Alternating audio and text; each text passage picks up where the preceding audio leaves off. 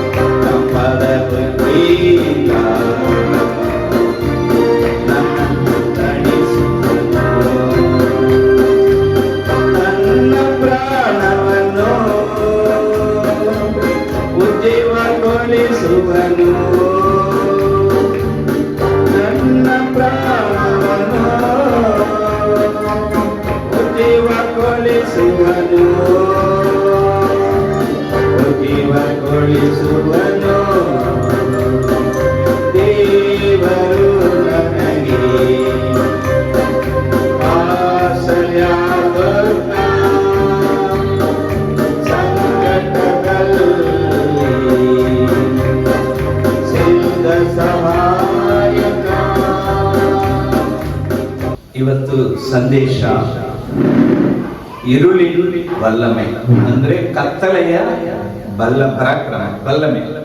ಕತ್ತಲೆಗೆ ಏನೆಲ್ಲ ಬೆಲೆ ಇದೆ, இருளுக்கு என்னென்ன ಬೆಲೆ இருக்குது, ಆ ಕತ್ತಲೆಯಲ್ಲಿ ಬಾಳುವವರಿಗೆ ಯಾವ ರೀತಿ ಎಲ್ಲ ತೊಂದರೆಗಳು ಇರುತ್ತೆ, இருள்ல வாழ்றவங்களுக்கு என்னென்னலாம் கஷ்டங்கள் இருக்கு, ಆ ಕತ್ತಲೆಯ ಅಧಿಕಾರದಿಂದ ಹೇಗೆ ಬಿಡುಗಡೆ ಆಗೋದು, இந்த இருளின் அதிகாரத்திலிருந்து எப்படி விடுதலை ஆகுவது, ಅದರ ಕುರಿತು ನಾವು ಇವತ್ತು ಧ್ಯಾನ ಮಾಡೋಣ. அதை பத்தி இன்னைக்கு நாம் தியானம் செய்வோம்.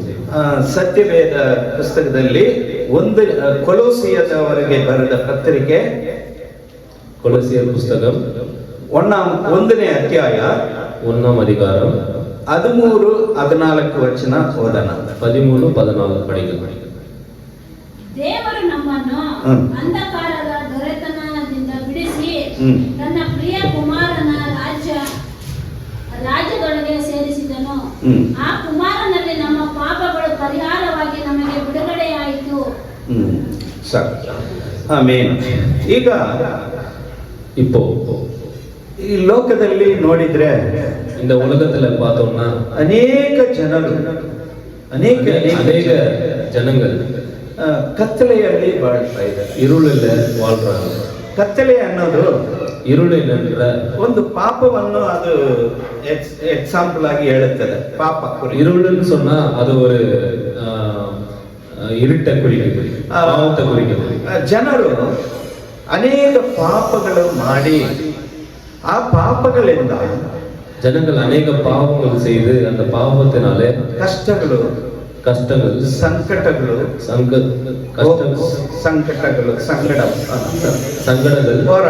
ಹೋರಾಟಗಳು, ವೇದನೆಗಳು, ಅನೇಕ ಮನೆಯಲ್ಲಿ ಕಣ್ಣೀರು, ಅನೇಕ வீட்டில் கண்ணீர்கள், ಮತ್ತೆ ಸಾಲದ ಸಮಸ್ಯೆಗಳು, கடன் பிரச்சனைகள், ಮಕ್ಕಳು ಎತ್ತೋರ ಮಾತು ಕೇಳೋದಿಲ್ಲ, பிள்ளைகள் சொல்ற பேச்சை கேட்டு, ಮಕ್ಕಳೇ ತಂದೆ ತಾಯಿಗೆ ಹೊಡೆಯೋರು ಇರ್ತಾರೆ, பிள்ளைகளே பெற்றோர்களை அடிக்கிறது, ಯವನಸ್ಥ ಹುಡುಗರು ಅನೇಕ ಪಾಪಗಳಲ್ಲಿ ಇದ್ದಾರೆ, வாலிப பசங்க ரொம்ப பாவத்தில் ಗಾಂಜಾ, ಪಾನ್ ಪರಾಕ್, ಕುಡುಕತನ, ಕುಡಿக்கிற ಸ್ವಭಾವಗಳು, ಈ ರೀತಿ ಹಲವಾರು ಕಳ್ಳತನ ಮಾಡೋದು, திருடம் பண்றது, ಈ ರೀತಿ ಅನೇಕ ರೀತಿ ಒಬ್ಬೊಬ್ಬರನ್ನ ಒಂದೊಂದು ರೀತಿಯಲ್ಲಿ இதே போல ಅನೇಕ இருளின் ಸ್ವಭಾವங்கள் பாவத்தினாலே முழுகப்பட்டது.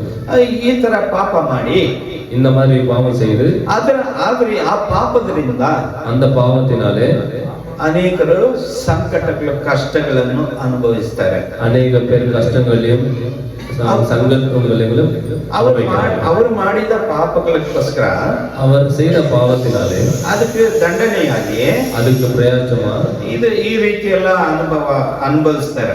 இந்த மாதிரி பிரச்சனைகளெல்லாம் அனுபவிக்கிறாங்க. ಸತ್ಯವೇದ ವಚನ ಹೇಳ್ತದೆ, சத்தியவேதம் சொல்லுது, ಪಾವத்தின் ಸಂಬಳ ಮರಣ, ಪಾಪದ ಸಂಬಳ ಮರಣ, ಪಾವತಿನ ಸಂಬಳ ಮರಣ. ನಾವು ಏನಾದ್ರೆ ಒಂದು ಪಾಪ ಗೊತ್ತಿರ್ಲಾರದನೋ ಮಾಡಿದ್ರೆ ಆ ಪಾಪಕ್ಕೆ ಸಂಬಳ ಏನಂದ್ರೆ ಬೈಬಲ್ ಹೇಳುತ್ತೆ ಮರಣ ಅಂತ. நம்ம ஏதாவது பாவம் செய்திருந்தால் வேதம் சொல்லுகிறது அந்த பாவத்தின் சம்பளம் மரணம் என்று.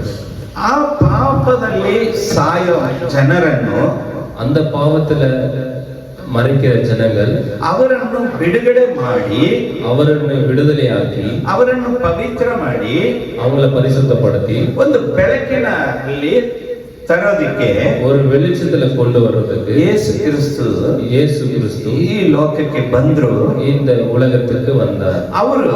அவர் ಏನ್ ಮಾಡಿದ್ದಾರೆ ಅಂದ್ರೆ, என்ன பண்ணிருக்காரு, ಈ ತರ ಕತ್ತಲಲ್ಲಿ ಆ ತರ ತುಂಬಾ ಪಾಪದಲ್ಲಿ ಇರೋರೆಲ್ಲ ಏನಾಗಿದೆ ಅಂದ್ರೆ ಅವ್ರ ಮನೆಯಲ್ಲಿ ಹೋದ್ರೆ ಕೂಡ ಒಂಥರ ಕತ್ತಲೆ ಇರೋ ತರ. ಯಾಕಂದ್ರೆ ಮನಸ್ಸಲ್ಲಿ ಸಂತೋಷ ಇಲ್ಲ, ಹೃದಯದಲ್ಲಿ ಸಂತೋಷ ಇಲ್ಲ.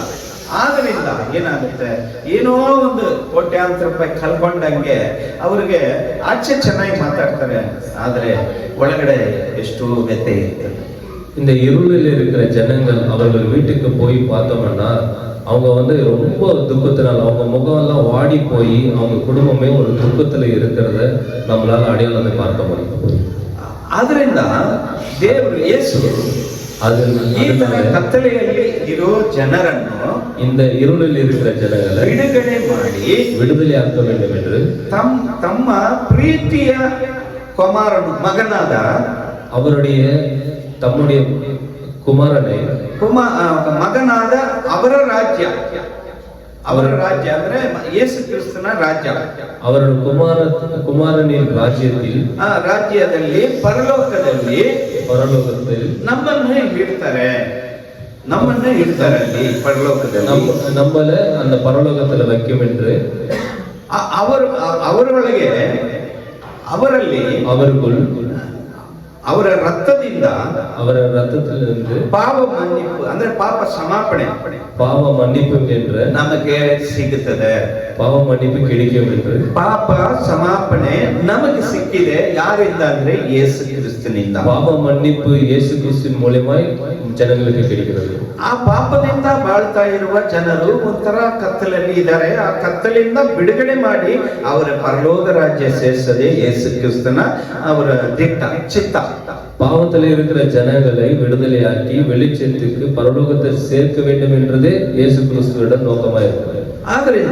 அதனால ಯೇಸು ಕ್ರಿಸ್ತನ ರಕ್ತವನ್ನು ಯೇಸು ಕ್ರಿಸ್ತುವಿನ ರಕ್ತத்திನ ಬೆಲೆ ಕೊಟ್ಟು ಅವರು ರಕ್ತವನ್ನು ಬೆಲೆಯಾಗಿ ಕೊಟ್ಟು ಅವರ ರಕ್ತ ಕೆರಿಯವಾಗಿ ಕೊಡುತ್ತು ಈ ಲೋಕದ ಜನರನ್ನು இந்த உலகத்தின் ಜನங்களை ಅವರು ಬಿಡಿಸಿದ್ದಾರೆ, ಅವರು ಬಿಡುದಲೆ ಹಾಕಿದ್ದಾರೆ. Amen amen.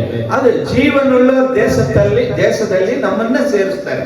ஒரு ஜீவ உள்ள தேசத்தில் அவர் நம்மை கொண்டு சேர்ப்பார். ಜೀವ ಉಳ್ಳ ದೇಶ ಅಂದ್ರೆ ಜೀವ ಉಳ್ಳ ದೇಶமே. ನಾವು ಈ ದೇಶದಲ್ಲಿ ನಾವು ಈ ಲೋಕದಲ್ಲಿ ಕೆಲವು ಕಾಲ ನಾವು ಜೀವಿಸ್ತೀವಿ. ಈ ಮೂಲಕ இந்த ದೇಶದಲ್ಲಿ ಕೆಲವು ಕಾಲ இந்த உலகத்துல நம்ம கொஞ்ச காலம் வாழ்வோம். ಆ ನಂತರ ನಾವು ಈ ಲೋಕನ ಬಿಟ್ಟು ಹೋಗ್ಬಿಡ್ತೀವಿ. அதுக்கு பின்னால இந்த உலகத்தை விட்டு நாம் பிரிய வேண்டும். ಆದ್ರೆ ಇನ್ನೊಂದು ಲೋಕಕ್ಕೆ ನಮ್ಮನ್ನ ಕಳಿಸ್ತಾರೆ, ಪರಲೋಕ.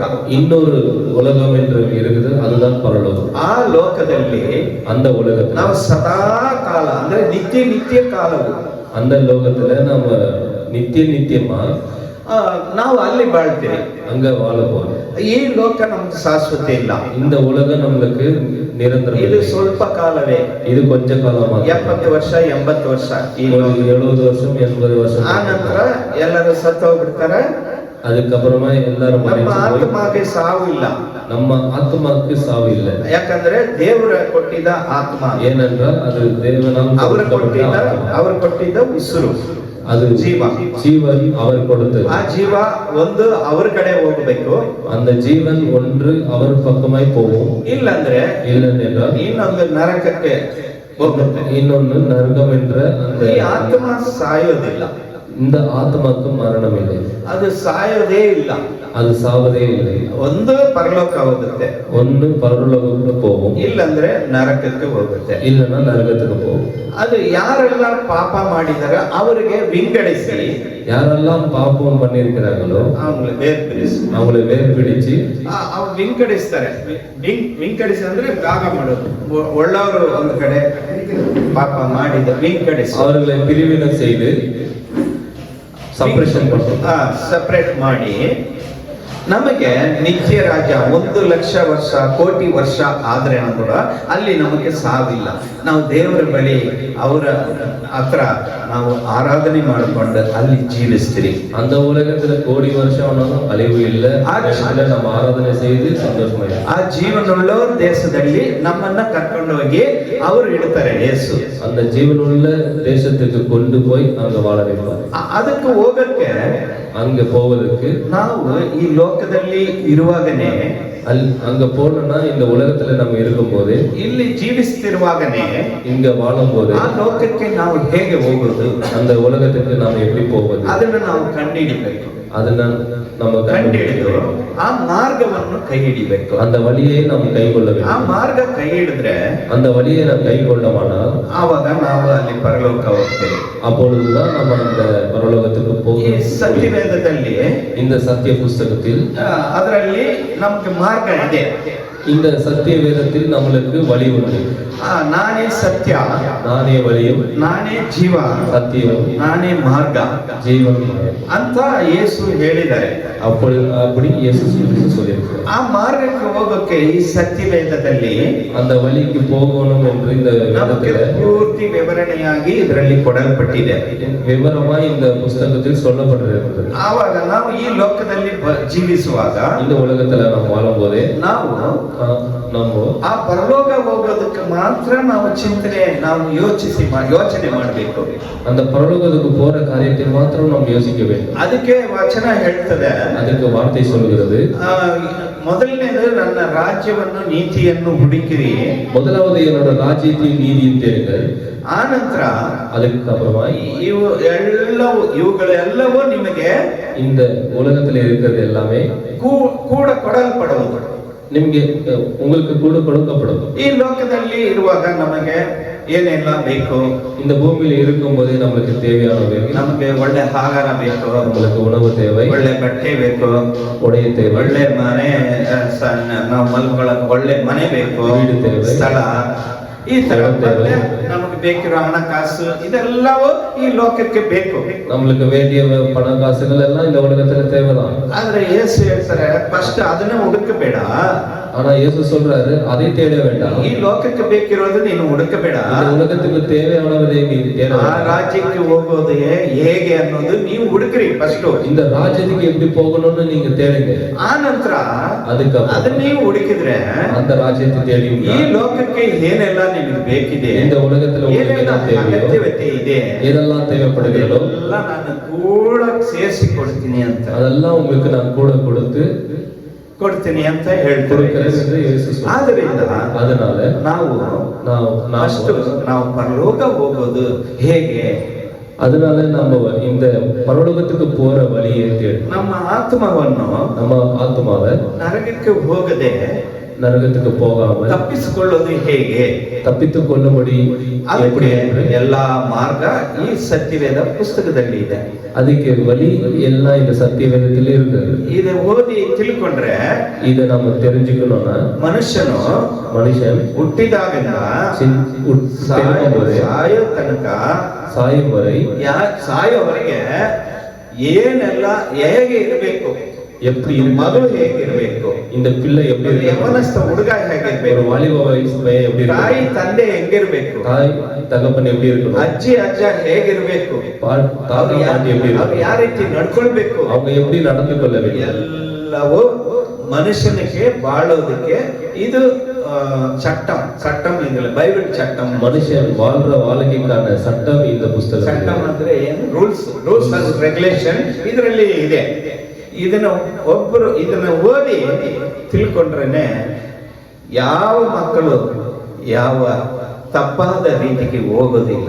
ಇದು ತಿಳ್ಕೊಳ್ಬೇಕು ಫಸ್ಟ್. ಆಮೇಲೆ இந்த புஸ்தகத்தை குறித்து, இந்த புஸ்தகத்தில் எழுதப்பட்டவைகளை குறித்து நாம் தெரிந்து கொண்டோமானால் ಇದರಲ್ಲಿ ಎಲ್ಲವೂ ಅಡಗಿದೆ.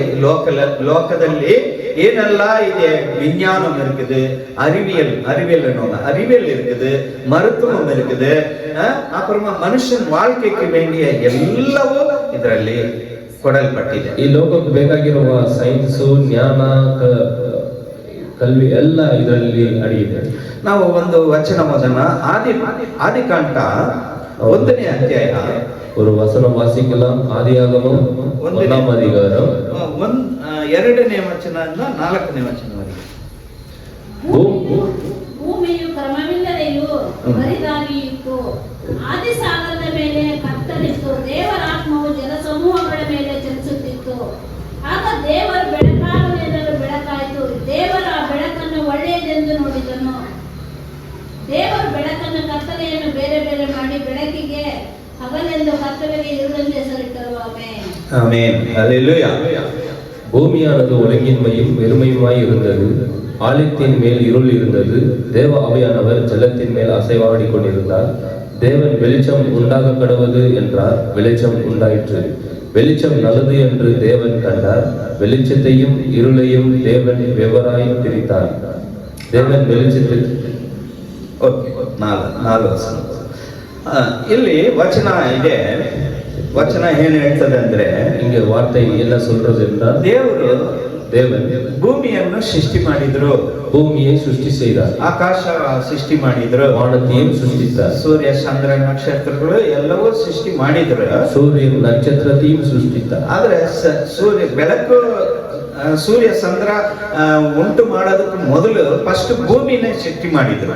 சூரியனையும் சந்திரனையும் சிருஷ்டிக்கும் முன்னாகவே பூமியை சிருஷ்டித்தார். ಸೃಷ್ಟಿ ಮಾಡಿದ ನಂತರ ಆ ಭೂಮಿ ಹೇಗಿತ್ತಂದ್ರೆ, இந்த பூமியை சிருஷ்டி பண்ண பிறகு எப்படி இருந்தது என்றால், ಬೆರಮನೆ ಅಂತ ಕನ್ನಡವೇ வெறுமனேன்னா ಖಾಲಿಯಾಗಿರುತ್ತೆ, ಏನಿಲ್ಲ, வெறுமனே இருந்தது. வெறுமையாக இருந்தது என்றால் காலியாக இருந்தது என்று ಅರ್ಥವಾಗುತ್ತದೆ.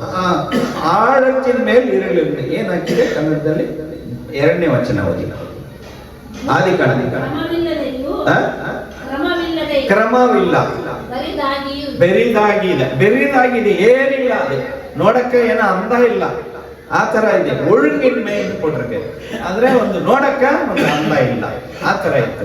ಅದರಿಂದ ಇಲ್ಲಿ ನಾವು ಈ ಲೋಕದಲ್ಲಿ ಇವಾಗ ಜೀವಿಸ್ತಿರುವಾಗ ಕೂಡ ಅನೇಕರ ಬಾಳಿನಲ್ಲಿ ಈ ತರ ಬೆರುಮನೆ ಏನು ಇಲ್ಲದಾಗಿ ಇರುತ್ತದೆ. ತುಂಬಾ ಜನರ ಬಾಳಿನಲ್ಲಿ ಆ ರೀತಿ ಇರ್ತದೆ, வெறுமையாகிறது. மனுஷனுடைய வாழ்க்கை ஆனா பார்க்கறதுக்கு எல்லா அந்தஸ்து எல்லாம் இருக்கும், பணம் இருக்கும், எல்லாம் இருக்கும். ஆனால் பார்த்தா ஒரு ஒன்றும் இல்லாத மாதிரி, ஒரு வெறுமையா எதுவுமே இல்லாத மாதிரி இருக்கும், ಏನು ಇಲ್ಲದಂಗೆ ಇರ್ತದೆ ನೋಡಕ್ಕ. ಅದೇ ತರ ಭೂಮಿ ಇತ್ತು. ಆಳದ ಮೇಲೆ ಇರುಳು, ಕತ್ತಲೆ. ಅದು ಓದಿ. ಆದಿ ಸಾಗರದ ಮೇಲೆ ಕತ್ತಲಿತ್ತು. ಆದಿ ಸಾಗರದ ಮೇಲೆ ಕತ್ತಲೆ ಅಂದ್ರೆ ನೀರು, ಸಮುದ್ರ ಇದೆ ಅಂತ ಹೇಳಿ ಆ ಸಮುದ್ರದ ಆಳದಲ್ಲಿ ಕತ್ತಲೆ ಇತ್ತು. ಆತರ ಮನುಷ್ಯರು ಒಬ್ಬೊಬ್ಬರು ಹೃದಯದ ಆಳದಲ್ಲಿ ಕತ್ತಲು ತುಂಬಿಕೊಂಡಿರುತ್ತೆ. ಆ ಕತ್ತಲೆ ಇದ್ರೇನೆ ಅದು ಯಾರಿಗೆ? ಅದು ಸೈತಾನಕ್ಕೆ ಇರುವ ಒಂದು ಗುಣಾದಿಸಿ ಕತ್ತಲೆ. ಅವನಿಗೆ ಬಹಳ ಇಷ್ಟ ಸೈತಾನ. ಆ ತರ ಇದೆ ಅನೇಕ ಜನರಲ್ಲಿ ಹೃದಯದಲ್ಲಿ ಕತ್ತಲೆ ತುಂಬಿದೆ. ಈ ಕತ್ತಲೆಯಲ್ಲಿ ತುಂಬಿಬಿಟ್ಟಿರೆ ಅವರಿಗೆ ಸಂತೋಷ ಸಮಾಧಾನನೇ ಇರೋದಿಲ್ಲ. ಮನೆಯಲ್ಲಿ ಎಷ್ಟೇ ಹಣಕಾಸು ಇರಲಿ, ಎಷ್ಟೇ ದುಡ್ಡು ಬರಲಿ, ಏನೇ ಇದ್ರೇನು ಕೂಡ ಮನಸ್ಸಲ್ಲಿ ಸಮಾಧಾನ ಇರಲ್ಲ. ಯಾಕಂದ್ರೆ ಇಲ್ಲಿ ಇರುಳು, ಕತ್ತಲು, ಅಂಧಕಾರ, ಹೃದಯದ ಅಂತರ ಆಳದಲ್ಲಿ ಕತ್ತಲೆ ತುಂಬಿರುತ್ತೆ. ಅದು ಕತ್ತಲೆ ಒಂದ್ಸಾರಿ ಇಲ್ಲಿ ಬಂದ್ಬಿಟ್ರೆ ಸಾಕು, ಅವರು ಒಂದು ಒಳ್ಳೆ ಇದರಲ್ಲೇ ಇರೋದಿಲ್ಲ. ಒಂದು ಸ್ವಭಾವ ಅಂತಾರಲ್ಲ, ಅದು ಗಲಾತ್ಯರ 5ನೇ ಅಧ್ಯಾಯ ವಚನ 19ರಿಂದ 21 ಓದಿ. ಗಲಾತ್ಯರ ಪುಸ್ತಕ 5ನೇ ಅಧ್ಯಾಯ 5ಾம் அதிகாரம் ವಚನ 19ರಿಂದ 21. ಶರೀರ ಭಾವದ ಕರ್ಮಗಳು ಪ್ರಸಿದ್ಧವಾಗಿವೆ. ಅವು ಯಾವುವೆಂದರೆ ಜಾರತ್ವ, ಗಂಡುತನ, ನಾಚಿಕೆಡಿತನ, ವಿಗ್ರಹಾರಾಧನೆ, ಮಾಟ, ಹಗೆತನ, ಜಗಳ, ಹೊಟ್ಟೆಕಿಚ್ಚು, ಸಿಟ್ಟು, ಪಕ್ಷಭೇದ, ಭಿನ್ನಮತ, ಮತ್ಸರ, ಕುಡುಕತನ, ದೌತಣ, ಇವುಗಳ ವಿಷಯದಲ್ಲಿ ಇಂಥ ಕಾರ್ಯಗಳನ್ನು ನಡೆಸುವವರು ದೇವರ ರಾಜ್ಯಕ್ಕೆ ಬಾಧ್ಯರಾಗುವುದಿಲ್ಲವೆಂದು ನಾನು ಹಿಂದೆ ಹೇಳಿದಂತೆ ಈಗಲೂ ನಿಮ್ಮನ್ನು ಎಚ್ಚರಿಸುತ್ತೇನೆ. Amen, hallelujah. ನೋಡಿ ಎಷ್ಟೊಂದು ಸ್ವಭಾವಗಳು ಅವರ ಹೃದಯದಲ್ಲಿ ತುಂಬಿಕೊಂಡು 19-20 ಸ್ವಭಾವಗಳಿದೆ. ಅಂತ ಸ್ವಭಾವಗಳು ಏನಾದ್ರೆ ಅವರ ಹೃದಯದಲ್ಲಿ ತುಂಬಿಕೊಂಡಿರುತ್ತೆ. ಹೃದಯದಲ್ಲಿ ಸ್ವಭಾವಗಳು இப்படியாக நிரம்பி இருக்கிறது. ಆ ತರ ಸ್ವಭಾವಗಳು ಇದ್ರೆ ಆ ಮನೆಯಲ್ಲಿ ಸಂತೋಷ ಇರಲ್ಲ. அது போல ಸ್ವಭಾವಗಳು இருதயத்துல சுமந்து இருந்தால் வீட்ல சமாதானம் இருக்காது. ಅನೇಕ ಕಷ್ಟಗಳು, ಹಣಕಾಸಿನ ಸಮಸ್ಯೆಗಳು, ರೋಗಗಳು, ಗುಣಪಡಿಸಕ್ಕೆ ಆಗದಂತ ರೋಗಗಳು, ಪಣತಿನ ಕಷ್ಟಗಳು, ಈ ರೀತಿ ಹಲವಾರು ತೊಂದರೆಗಳಿಂದ ಆ ಮನೆಯಲ್ಲಿ ಅನುಭವಿಸ್ತಾ ಇರ್ತಾರೆ. ಅವಾಗ ಆ ಮನೆ ನೋಡಕ್ಕೆ ಏನಾಗಿರುತ್ತೆ, ಆ ಸಂತೋಷ ಒಂದು ಮಾತ್ರ ಇಲ್ಲ ಅಂದ್ರೆ ಏನಾಗುತ್ತೆ, ಮನುಷ್ಯನಿಗೆ ನೆಮ್ಮದಿ ಇಲ್ಲ ಅಂದ್ರೆ ಆ ಮನೆ ಕತ್ತಲಾಗಿರುತ್ತೆ, ಅವರ ಹೃದಯ கத்தல் ತುಂಬಿರುತ್ತೆ. ஆமென். இதயத்துல சந்தோஷம் இல்லாம இருந்தால் அந்த வீட்டுல இருள் நிரம்பி இருக்கிறது. ಮಕ್ಕಳು ಕೂಡ ಎತ್ತೋರ ಮಾತು ಕೇಳೋದಿಲ್ಲ, பிள்ளைகள் கூட பெற்றோர் ಎದುರಿಸಿ ಮಾತಾಡ್ತಾರೆ. ಕೆಲವರು ತಂದೆ ತಾಯಿಗೆ ಕೂಡ ಹೊಡಿಯಕ್ಕೆ ಬರ್ತಾರೆ. ಇದೆಲ್ಲ ಸೈತಾನಿಗೆ ಇರುವ ಸ್ವಭಾವಗಳು. ಅಂತ ಸ್ವಭಾವಗಳು ಇವರಲ್ಲಿ ತುಂಬಿ ಬಿಡುತ್ತದೆ. இந்த மாதிரி பிசாசு பிடிச்சு அவங்க அந்த சுபாவத்துல நிரம்பி பெற்றோர்கள் பேச்சு கேட்காம இருக்கிறாங்க.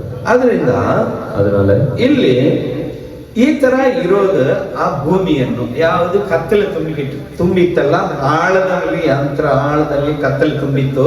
ಆ ಕತ್ತಲೆಯನ್ನು விங்கடிசிதரு தேவர். ஆமென். விங்கடிசிதரு. ஆழத்தில இருள் இருந்ததனால தேவன் அதை வெவ்வேறாக பிரிக்க தொடங்கினார். ಆವಾಗ ದೇವರು ಏನ್ ಮಾಡಿದ್ರು? தேவன் என்ன செய்தார் என்றால் ಬೆಳಕು ಉಂಟಾಗಲಿ, வெளிச்சம் ಉಂಟಾಗ ಕಡವುದು ಎಂದು சொன்னார். ಆವಾಗ ಬೆಳಕು ಬಂತು. அதுபோல ಅದೇ ತರ ನಾವು ಯೇಸುವನ್ನು ಹುಡುಕಿ ಅವರನ್ನು ನಂಬಿದರೆ, ಅವರನ್ನು ವಿಶ್ವಾಸ ಮಾಡಿದ್ರೆ, ಆವಾಗ ನಮ್ಮಲ್ಲಿ ಇರುವ ಕತ್ತಲೆಗಳು, ನಮ್ಮ ಮನೆಯಲ್ಲಿ ಇರುವ ಕತ್ತಲೆಗಳು, ಕಷ್ಟಗಳು, ಹಣ ಸಮಸ್ಯೆಗಳು, ಮತ್ತೆ ಹಲವಾರು ಸಂಕಟಗಳು ಇದ್ದೇ ಇರ್ತದೆ ಅಲ್ವಾ ಮನುಷ್ಯನ ಮೇಲೆ. ಆ ತರ ಇದರಿಂದ ನಮ್ಮನ್ನ ವಿಂಗಡಿಸುತ್ತಾರೆ. ಯಾರೆಲ್ಲ ಅವರು ವಿಶ್ವಾಸ ಮಾಡ್ತಾರೋ ಆ ಕಷ್ಟಗಳಿಂದ ಯೇಸು ನಮ್ಮನ್ನ ಬೇರು ಮಾಡಿ விங்கடிசி யாரெல்லாம் விசுவாசம் வைக்கிறாங்களோ அந்த இருளிலிருந்து வெளிச்சமாய் பிரித்தெடுக்கப்படுகிறார்கள். ಬೆಳಕು ಹೆಂಗಿದೆ? ಬೆಳಕಿದ್ರೆ ನನಗೆ ಆನಂದವಾಗಿರ್ತದೆ ಅಲ್ವಾ? வெளிச்சம் இருந்தாதான் நம்மளுக்கு சந்தோஷம். ಮನೆಯಲ್ಲಿ ಒಂದು ರಾತ್ರಿ 8 ಗಂಟೆ 10 ಗಂಟೆ ಸಮಯದಲ್ಲಿ ಕತ್ತಲು, ಇದು ಕರೆಂಟ್ ಹೋಗ್ಬಿಟ್ರೆ ಕತ್ತಲೆ ಆಗ್ಬಿಡ್ತದೆ. வீட்டுல இருக்கும் போது கரண்ட் போயிடுச்சுன்னா அந்த வீடு இருட்டாயிருக்கும். ಅವಾಗ ಯಾರಾದ್ರೆ ಕರೆಂಟ್ ಹೋಗ್ಬಿಟ್ಟಿದ ತಕ್ಷಣ ಓ ಚೆನ್ನಾಗಿದೆ, ಇವಾಗ ಕರೆಂಟ್ ಹೋಗಿದೆ ಚೆನ್ನಾಗಿದೆ ಅಂತ ಯಾರಾದ್ರೂ ಹೇಳ್ತಾರ? யாராவது வீட்டுல கரண்ட் போச்சுன்னா வீட்டுல நல்லா சொல்லுவாங்க. ಯಾರಾದ್ರೂ ಹೇಳ್ತಾರ? ಯಾರೇ ಹೇಳಲ್ಲ.